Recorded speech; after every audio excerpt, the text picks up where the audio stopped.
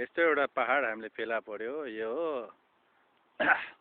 बेल foundation पहाडबाट यसो आउँदाखेरि एउटा यस्तो ठाउँ आउँछ। यो ठाउँलाई चाहिँ कसैले बिर्सिनु हुँदैन। यो 400-500 वर्ष अगाडिदेखि यसरी तुर्बमरीबाट खोला बगेर आएर बनेको यो प्राकृतिक बनोट हो। यसलाई अलिकति राम्ररी हेऱ्यो भने सायद यो पर्यटक घुम्न आउनेहरूको लागि, जहाँ घुम्ने ठाउँ छैन, जहाँ केही देखेन भन्नेहरूको लागि पनि एउटा शिक्षा जस्तै हुन्छ भन्ने मलाई लागेर मैले एउटा सानो आफ्नो मुभी क्यामेरामा मुभिलाइज गरेर यसलाई चारैतर्फ घुमाउँदै यो यस्तै डाँडा हो जहाँ यस्तै ओकाली ओह्राली खोला नाला बगाए जस्तै नै यो पहाडका ढिस्काहरूको कन्स्ट्रक्सन बढेको रहेछ। त्यही भएर मैले यहाँ तपाईँहरूलाई यसो सानो झिल्को राखिदिन खोजेको हो।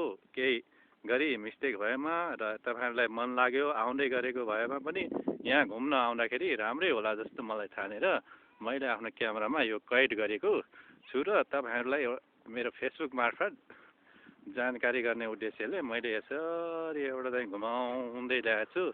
मलाई लाग्छ यो ठाउँ त्यति नराम्रो होइन। हामी घुम्न आउनको लागि सधैँ यही सिटी सेन्टर र महल घुमेर मात्र के गरौँ, यस्ता प्रकृतिका दृश्यहरूलाई पनि हामीले निहाल्नुपर्छ। आफ्नो मनलाई पनि प्रकृति हेर्दै बचाल्नुपर्छ। हामीले यस्तो हाम्रा खेद्राजीले पनि यहाँ खिच्दैछ। खेद्राजीको पनि एउटा मुभिलाइजमा मैले लागिदिएको छु। उहाँको माया ममताले हामीलाई यहाँ पुर्याइदिएको छ। उहाँलाई हामी धन्यवाद नदिइरहन सक्दैन। किन भन्दाखेरि तपाईँलाई कस्तो लाग्छ खेद्राजी? यो दामी पार्क आयो।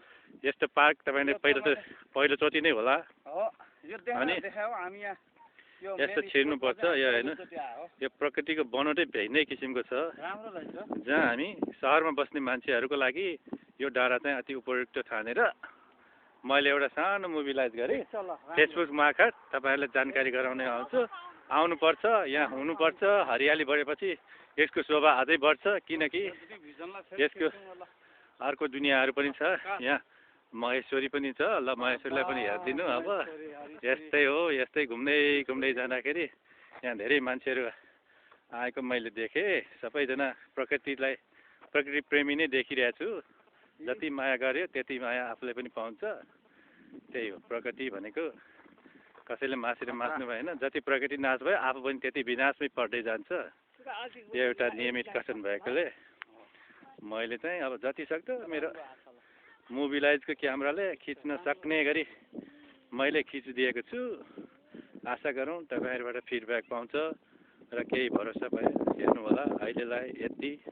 यहाँ आउनु पर्यो भने यो बेल फाउन्डेसन पार्कको अपोजिट रोडमा पर्दछ।